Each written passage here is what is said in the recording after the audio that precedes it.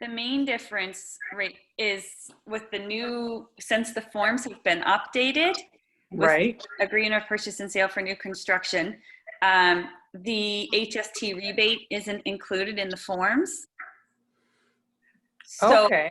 so that's one of the biggest questions I get on new construction is people are very confused about that because in the old forms, I don't know if you remember, but on page 1, it used to have the exact breakdown of, so you could back out the HST off the purchase price and it would tell Yes. you Yes.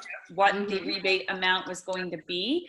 And Right. now with the forms, that's not the way it is. So you have to actually add the rebate to the agreement of purchase and sale.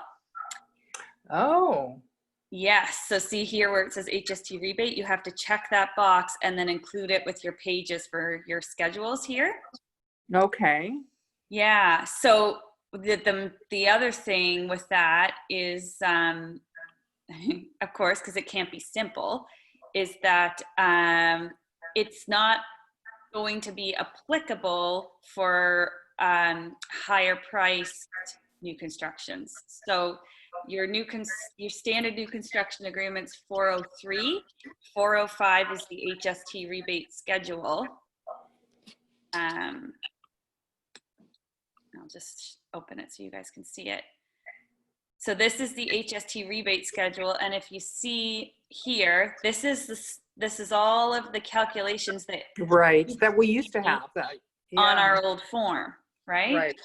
So the difference now is that, which was on the old form, but it's only for use in new construction where the price is less than 517.5. Okay. So it's not always applicable. Okay. So if the purchase price is higher than 517.5, you don't need to include this rebate schedule at all because there is no rebate at that point. Okay. So no rebate after 517 Yeah. on new construction. Okay. Yeah. So if it's less than 517, then you need to complete this rebate schedule and include it as part of your agreement of purchase and sale. And now that it's a separate schedule, a lot of agents are forgetting it.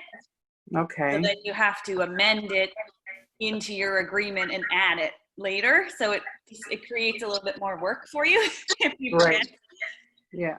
And I think for me, a lot of times, well, I haven't dealt a lot in it, but I do know that people ask, and it's very confusing trying to explain to them why they're not getting the rebate, why it's to the builder, right? Yeah, and that's because the builder has calculated that rebate into their pricing. Right. Right. So the purchase price in new construction is always subject to HST, and 99% of the time, the HST is included in the purchase price on standard new construction. So the builder has calculated in that pricing the rebate that they're going to get back within that pricing. So a lot of the times, if the buyer doesn't qualify for the HST rebate and so the builder is not going to receive it, that's going to increase the cost of the new construction for them because the builder has factored that into their pricing. Right. Okay. Yeah. Yeah. So the nice thing though about this being in web forms the way it is now is that it will calculate everything for you. So say the purchase price is 400,000, you enter it in and you don't have to manually, it's all there. So if you print it off and you're sitting down in front of the client pre-code, Right. then you can manually calculate it. But if you do it on web forms, the nice thing is it generates all the figures for you. That you need, right? Mm-hmm. So it's very simple. So just to circle back to the HST rebate qualification, the buyer has to choose whether they do or do not qualify for the HST rebate. So the general rule of thumb there for a buyer to qualify is that they are a Canadian citizen or resident, Mm-hmm. and that they are going to occupy the home as a primary resident. Okay. So it has to be a primary residence for them, and they have to be a Canadian citizen or a Canadian resident. Okay. with like residency status. Mhm. Otherwise, they don't qualify for the HST rebate. So if they are not sure, like if either of those things don't factor in, or they're not sure if they qualify, then they would have to check with an accountant or with CRA directly. Okay. Yeah, but in most cases, they are going to qualify. It's pretty rare that someone wouldn't qualify. But again, if they don't, then that's going to factor into the house price, because the builders have all factored that rebate into their costs. Right. So really the buyer doesn't get that rebate back. It all goes directly to the builder, right? Yep, always. I think that's, yeah, like I said, I think that's very confusing to most buyers, because even having that option to tick that, are you qualified for the rebate, right? They're thinking they're getting it back. I think that needs to be, I don't know, worded differently or something. Yeah, It's very confusing. it is. Yeah, Okay. yeah. So I would say this is the thing that is not only confusing to buyers, but that, like I said, agents Mhm. aren't clear on too. Like, this is one of the things I get the most questions on for new Right. construction. Right. Is the schedule, what is it? When do I use it? Do I have to attach it? All of that. So, so yeah, that's it. Okay. And what about, is there anything else that you think really stands out that maybe we missed when we're doing up an offer on new construction? Yeah, so I'll go back here. Hi, Mike, I see you joined us. If you have any questions, just jump in. Let me go back here. So as far as the agreement of purchase and sale goes, oh,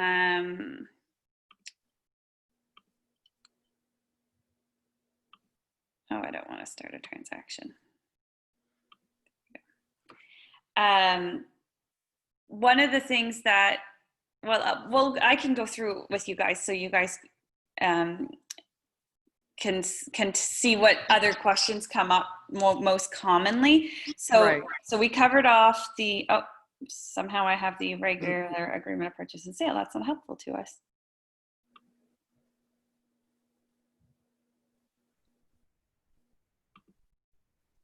Here we go.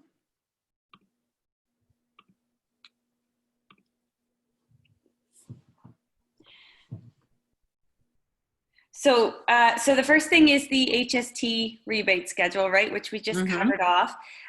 The next thing is the plans and builder specifications and the covenants. Right.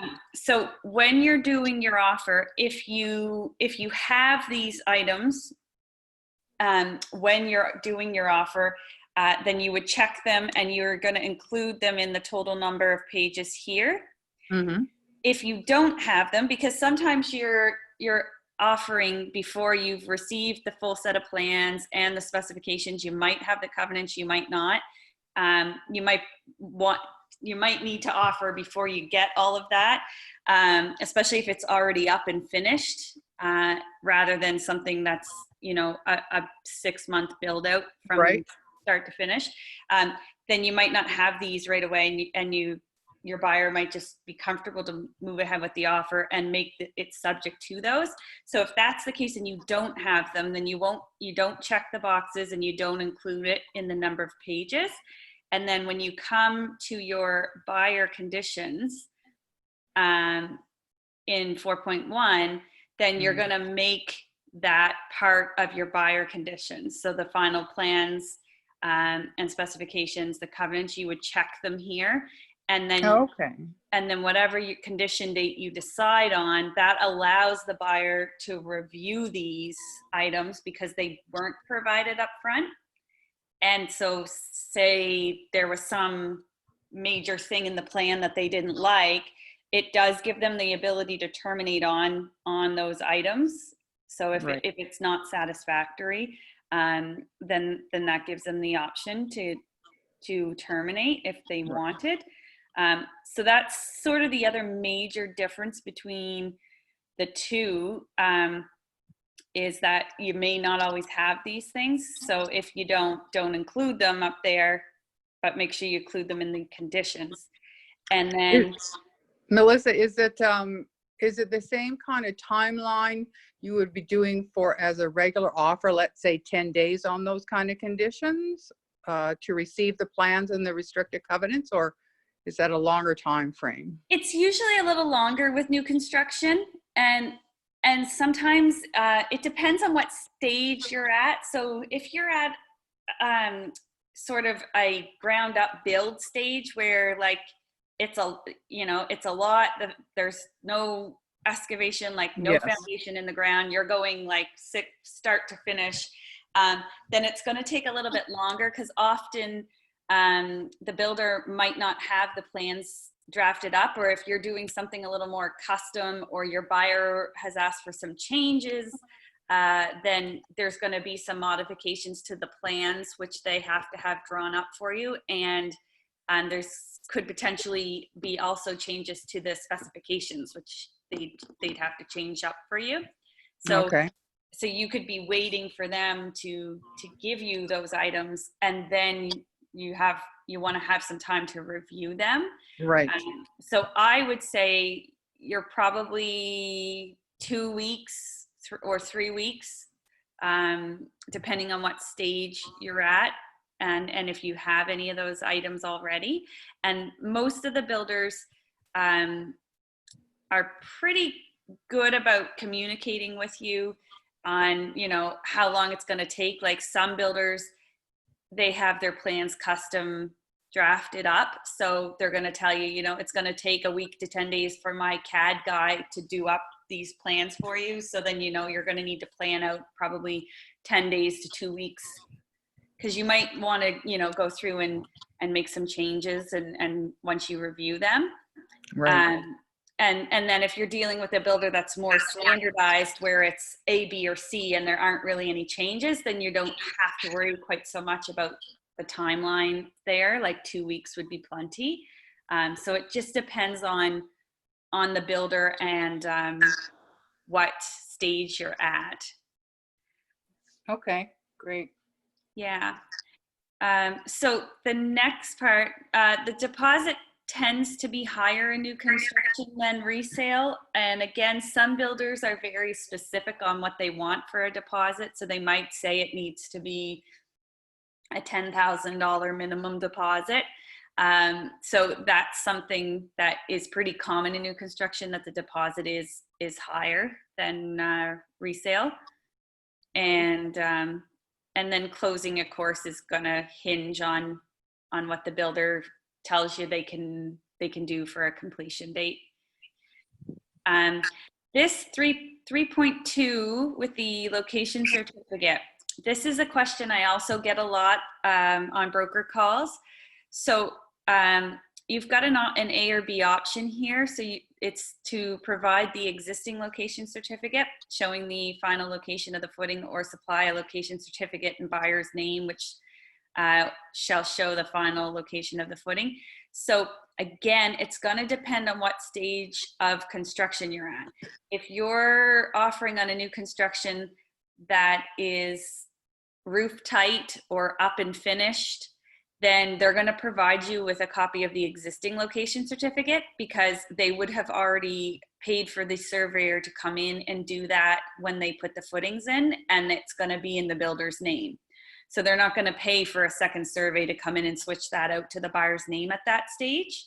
Whereas if you're going from ground up build and no foundation has gone in yet, then they can easily supply you with a location certificate in the buyer's name, because they haven't started that process yet. So that's the other question I get a lot. And if the buyer's really adamant that they want the location certificate in their name, that's something you just have to be aware to advise them on, that may actually come as an extra cost that the builder has to pay to bring a survey back in, that survey into their name. Okay. Yeah. That's important though, Melissa, because it's only warranted to the person whose name is on it. So I've always written that it has to be in the buyer's name. Yeah. And so like I said, Mike, it depends on what stage it's at. Some builders are going to charge you extra to do that. So just be aware of that. And then the next, in 3.3, like we talked about the final plans and specs, the covenants, the proposed plan or approved plan of subdivision showing easements, that typically has to do more with a subdivision rather than an individual lot. So if you're going into a brand new subdivision, that subdivision may not have even had their final approval in place yet, then you're going to want to see the subdivision plan. So that's when you see like a plan with the street with all the lots laid out, and it'll show you an overall view of all of the properties, whatever easements or right-of-ways might be there. So that's the difference between the plan of subdivision versus an actual location certificate, which is what we're talking about up here. The location certificate is for the specific lot that the house is on. Okay. So that's another question I get a lot from agents. And then as far as buyer's conditions go, like I said, just a little bit longer than what you typically do in residential resale, and your financing, insurance. The one thing that can be a little bit of a hang up is property taxes. Often the bank wants the property taxes as part of their approval process. With a new construction, the taxes aren't a great representation of what they're actually going to be, depending on what stage it's at. If the house hasn't been started or is only partially under construction, the taxes are going to reflect what was there in the last tax period. So oftentimes the taxes reflect what the taxes are on the lot, not the house finished up and complete. So if the house is under construction or it's not even started, the property taxes are going to be very low, and they're not going to be a great indication of what they're actually going to be. So just be aware of that as well, because sometimes if you get a mortgage broker that doesn't do a whole lot of new construction, they'll be after you for the tax bill, and it really doesn't. You can give it to them, but it's not going to give them a great idea of what the taxes actually are going to be for the finished product. So yeah, that's just something to keep in mind. And the site inspection, you just want to make sure that you're communicating with the builder and or their agent or representative. Like the buyer can't just show up unannounced on site. And some builders are very, very strict on this because some builders have had buyers get injured on site.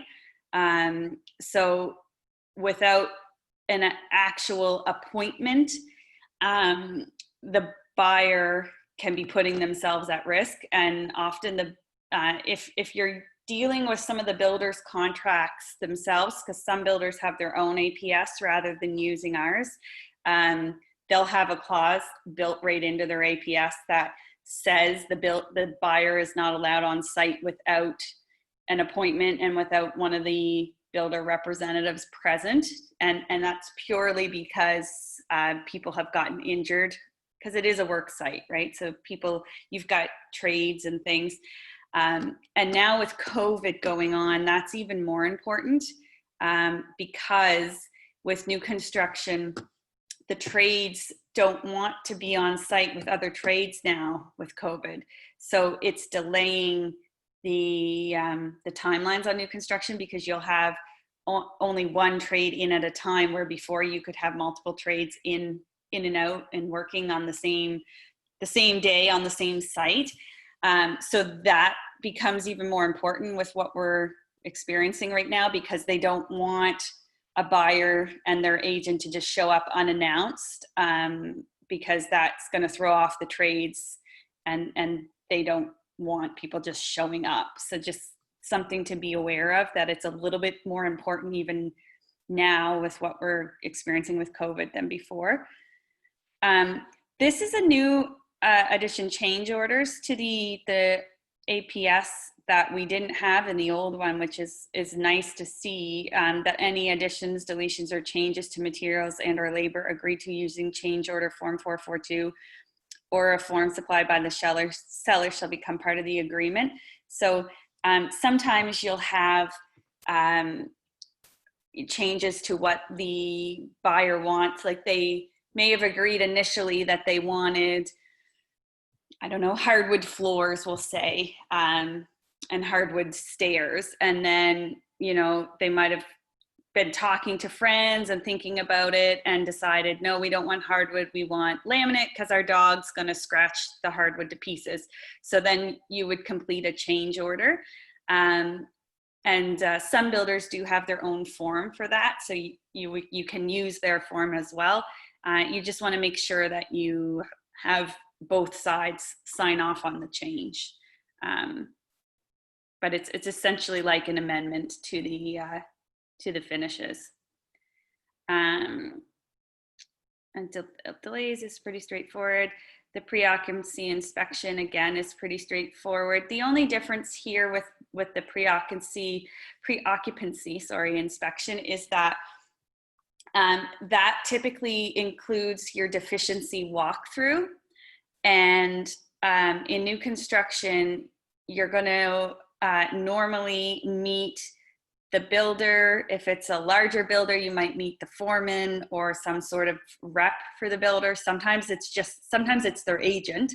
Other times it's the builder, the foreman, or someone else who represents the builder will meet you and the buyer for that walkthrough, and you'll go through any deficiencies.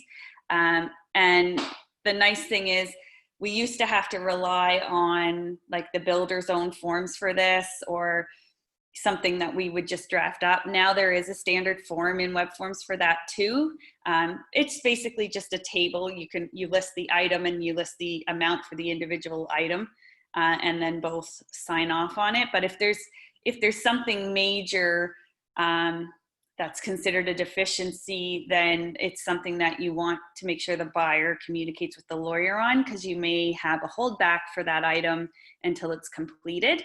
And sometimes it comes down to seasonality. If you're closing in the winter, but landscaping's included in the contract, obviously the builder can't landscape in the middle of February. So you're going to have a holdback for the amount of the landscaping. So you just want to make sure that everybody is upfront with that. Typically, the builder already has set amounts for their holdbacks.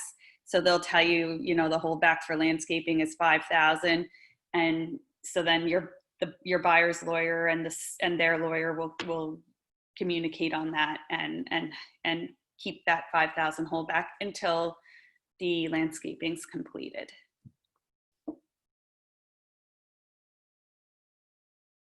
Does that make sense?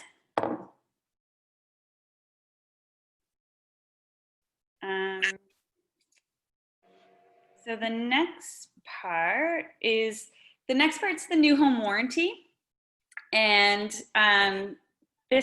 so typically with the new home warranty, we run across 2 different warranty programs.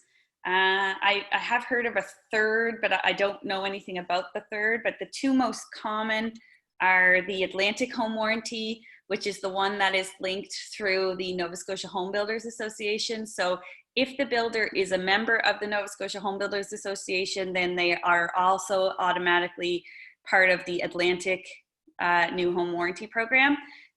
That's the one that we've seen around for many years. It's the standard 7-year home warranty. So your first year is what you could call bumper to bumper, which is going to include like pretty much everything in the house. And what happens before you come upon your 1-year anniversary, you want to make sure that the buyer contacts the builder or is in touch with the builder to do their walkthrough before that year is up, because the builder will come back and take care of any items that are identified within that 1 year. The main thing to be aware of is nail pops is a common one that obviously as the house shifts and settles in the first year, you're pretty common that you're going to get nail pops. So the builder will come back and repair those, or send their crew to come repair them. But they do not have to paint.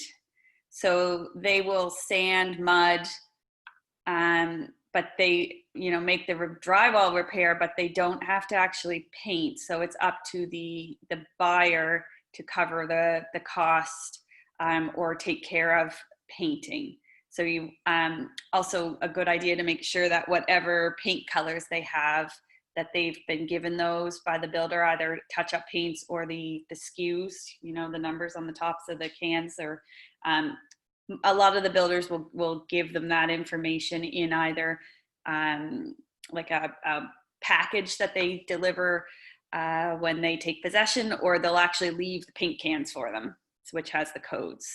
The other home warranty program that's common now is the Lux home warranty, and it functions in a very similar way to Atlantic home warranty, but it's done by Lux. And so typically you see the Lux home warranty offered by builders who are not a member of the Nova Scotia Home Builders Association, and they've paid for this private warranty through the Lux company. So it covers the same sort of items. It's the same idea. The first year is everything, and then years 2 through 7 is just structural. Any questions? Melissa, so do you find that Lux home warranty comparable to Atlantic home warranty, or do you find it maybe is missing some things that Atlantic offers? It's very similar product. I don't know how easy Lux is to work with if you were to come back at them for items afterwards. I do know with Atlantic home warranty that if the buyer contacts the builder to come back for their walkthrough, and identifies items that needs to be fixed, and the builder doesn't follow through, then Atlantic home warranty will send another contractor out to take care of the repairs. Because it's also their reputation and their product line, the warranty. So everything initially goes through the builder, and but if the builder drops the ball, doesn't get back to them, doesn't follow up, goes out of business, or whatever the case may be, Atlantic home warranty will step in and provide them with a contractor. I don't know that Lux will do the same. They very well could. I just haven't heard of that happening with them. Okay. But I do know that for a fact that Atlantic home warranty will do that. Okay. And do you find that most of the bigger builders, let's say like Marchand and Raymar and those guys, are mostly Atlantic home warranty, or are they? Most are. The biggest builder that's not that's Lux is Provident. They go through Lux. Okay. Yeah. And there's a couple others that are larger that go through Lux. I can't remember now that Raymar and Marchand have split. I should know because I just did a new construction with them. I think they were Atlantic. Okay. Yeah. Okay, that's just, I was just curious. I mean, that's just something to kind of keep your eyes out. And there's not much you can do about it because that's who their home warranty is through, right? Exactly. Yeah, it is what it is. You can't really change it, but just to be aware. Yeah. Okay. Yeah. Melissa, will you define structural damages or whatever, like what is covered under the warranty? Because that's where I find the discrepancies. So typically it's structural is like the building envelope. So it's foundation, or like the I would say like the exterior building envelope. So it's roof, it's walls, it's foundation. Anything interior wise cosmetic would not be. So if, like, for example, if they had a plumbing leak, that's not going to be covered after a year. But if it happened in that first year, it would be covered. But a foundation crack, you know, or a leak from the foundation because there was a shift structurally, that's going to be covered past the year. Okay. That's the major difference. Now what occurs, like when Greater Homes was building, there was one house that was wrapped up in a blue tarp for over 5 years because they couldn't settle the issues. Shouldn't the Atlantic Home Warranty stepped in for that?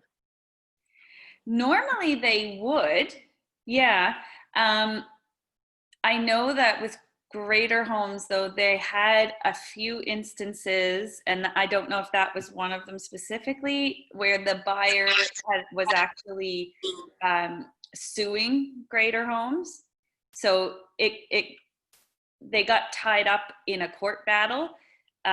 So I don't know whether Atlantic Home Warranty would get, or any warranty company would get involved when there's a court case going on between builder and buyer. But I do know that that happened with Greater Homes on more than one situation. And yeah, but yes, Mike, to answer your question, normally they would step in. And like I said, I do know of instances where Atlantic has stepped in for people. So yeah, that one I'm not sure if it had to do with the fact that there was a court case going on or not. I'm not sure. There was a court case.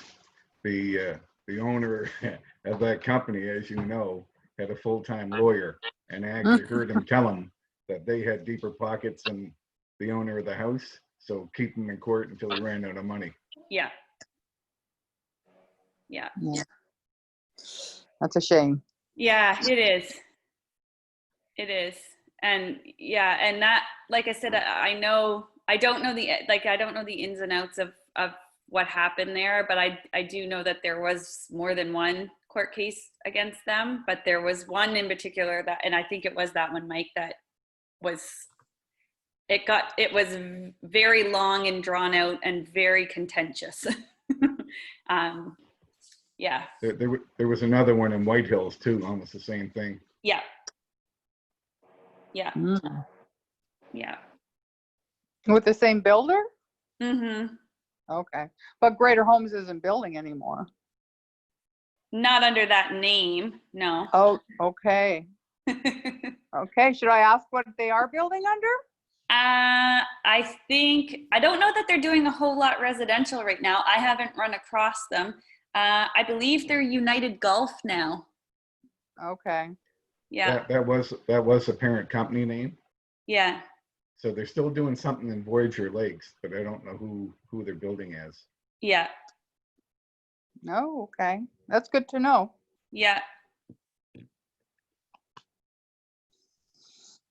Yeah. Is it being recorded, Melissa? I don't know. Aaron set it up, so. I hope so, because I think some other people would like to go back, since there's only two of us, because I know some other agents are really interested in the new construction, right? Mm-hmm. So it'd be great to be able to go back. And for me too, I'd like to go back and review what you have been saying. Mm-hmm. I think that Aaron was setting it to record all the training, as far as I'm aware. Yeah, because I think that was sort of the idea, is to make it as easy as possible for people to access it. Yeah, because I've been going back on some of them, and it's great, because sometimes you're in the midst of doing a transaction that you haven't done in a long time, and just to go back to refresh your memory of, oh, okay, oh, I forgot that kind of thing, is great. Yeah. Being on hiatus now, Melissa, like, I'm lost. You know, like, I can't believe how long it's been since I've written an offer or listed a property, and I'm just looking at, and so much stuff has changed. I'm thinking, oh my God, I can't believe this. You know, what did I forget? You know, what's wrong? You know, but I'm still not working, right? So yeah, who knows? Yeah, it's a crazy market out there right now. Yeah. It's just, yeah. Yeah, multiple offers just everywhere. It's nuts. I can't believe that, even outside the city. Mm-hmm. Yeah. Are you finding multiple offers on new construction? I personally, we haven't seen multiples on new construction, but I know that I was chatting with one of our other agents in the office a couple weeks ago, and she was in a multiple on a new construction. Okay, yeah. Yeah, so it's happening, but it's not as prevalent as what's going on in the resale. Right. Yeah. There's four new semis on my street, and the first three, they sold at asking price, but the very last one, they got in competing offers. Wow. Yeah, it's crazy. Yeah, this just is a little bit more on the holdbacks, which we talked about. Let me see what else here is that I wanted to cover. I think that was good. Review, migration. Yeah, that's pretty much it. The main thing is to make sure, when just adding on to the home warranty part, is that the buyer gets a copy of that, and the buyer's lawyer also will want to have a copy of that, because typically a lot of the banks are looking for confirmation of home warranty. So the lawyer is usually looking for that in their file. A lot of the builders do this as part of your pre-closing walkthrough. So when you meet with them to do that pre-closing walkthrough and your deficiency walkthrough, at that time, they normally will have the home warranty paperwork for the buyer to sign off on, and then they'll give the buyer a copy, and then they'll take a copy and submit it. So just be aware that that's something you want to make sure you get a copy of, but it's not something that you typically see until pre-close in most cases. Right, okay. The new home warranty is mandatory now, isn't it, Melissa, for loans? Yes, and that's why the banks are looking for it. Yeah, which is why the lawyers are looking for it. So, yeah, usually if your lawyer is familiar with new construction, they'll trigger a reminder, because they'll be asking you for it. But sometimes that's usually the last piece to come into the file. The other thing that sometimes comes up with new construction that's kind of a little bit of a funny area, because it's new construction, is the water and septic. Because we have a lot of new construction outside the city that is not on services. So most of the builders will build it right into their specs or their contract, but into their specs, that they will provide whatever water treatment system is necessary to meet the recommended standards for the water. So that's something you just want to be aware of if you are looking at doing a new construction outside the city. Sometimes if the builder doesn't specify that, you'll see that an agent will include the water and septic schedule in, because the buyer wants to do their own water test. If they do, and if the buyer still wants to take their own test, you can still include that and make it part of your conditions. The only hang up with that is if you are doing like a ground up build, you're not going to be able to do that obviously till quite far along in the process, like when the house is almost done, because that's typically one of the last steps for the build is the water treatment system to get installed. But just something to be aware of. Like I said, most of the builders do include it right in their specs, that they're going to provide whatever treatment system is necessary. So like if it's a water softener, for example, they'll have a water softener installed. But if you're dealing with a smaller builder might not necessarily have that in their specs. So just be aware, something to be cautious of. And your buyer may ask about that. So just something to also just be aware of. I think so do they, as a builder, do they have to, they'll do a water test, but to what degree? Because I mean, you can have it for potability, so it's potable, but to what degree do they have to go to? So, yep, good question. It has to be potable. So they have to provide clean potable water. So if the water test result came back and it was high on one of the more aesthetic objectives, Mhm. they don't necessarily have to Right. fix for that. Now, I'll tell you, most will, because if they're putting a treatment system on anyway, you know, if one of the aesthetic objectives is high, they're going to fix it anyway.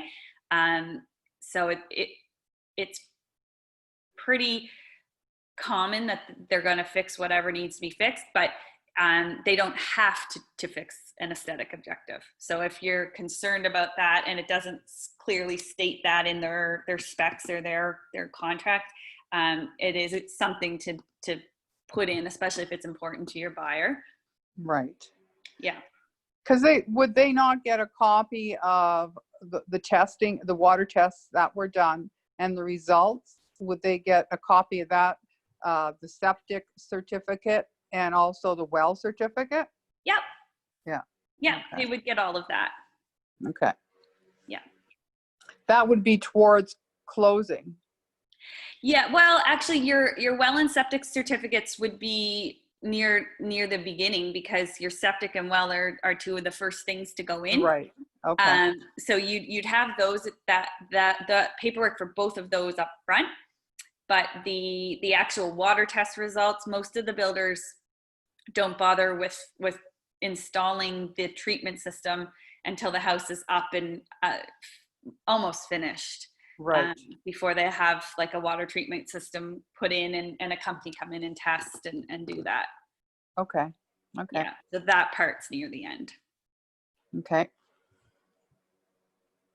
Yeah, any other questions, guys? That's sort of my overview of the common questions that I tend to get on new construction.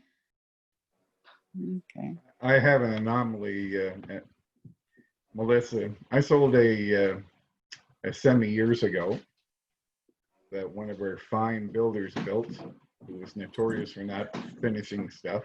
Mm-hmm. And a year and a half later, after my buyers were in there, the city came and put a notice on their door telling them they had 24 hours to get rid of the house. Because Oh my God. there was no occupancy permit. Mm-hmm. So like we never check on that stuff, and it's left to the lawyer, but there's also no follow-up there. So do we have any responsibility for that? Like, I know that, and that's a tough one, because it does come down to the lawyer. In the new agreement here, they do allow for a holdback for that. So it reads here, the seller will provide the buyer with a final inspection report and an occupancy permit on or before closing date. The buyer shall be entitled to hold back funds in an amount agreed to by the parties until such time as an occupancy permit is issued. So that gives the buyer more leverage on that. And so with that, what I've been recommending to agents is that you ask if they have the occupancy permit, ask for it. If the builder, see, oftentimes, Mike, like you said, what happens is they have so much going on near the end that there are little things that aren't completed when the final inspector comes through, so they don't get the permit. But as long as they've got their final inspection report submitted, and oftentimes, unless there are big flags on the report that indicate they won't get the occupancy permit, then that's fine. But now with that clause there, it does allow for a holdback. So what I have been recommending to agents is asking for the occupancy permit if they don't have it, when it will be issued, or when they expect the final inspection and the permit to be issued. Ideally, you want it done before closing date, but if it's not, then as an agent, what I would recommend, either you or the buyer indicate to the lawyer, to their lawyer, that there has been no occupancy permit issued, and leave it. And then all you can do is leave it up to the lawyer at that point for the holdback. You can recommend that the buyer have a conversation with the lawyer about doing a holdback, but it switches to a lawyer responsibility at that point.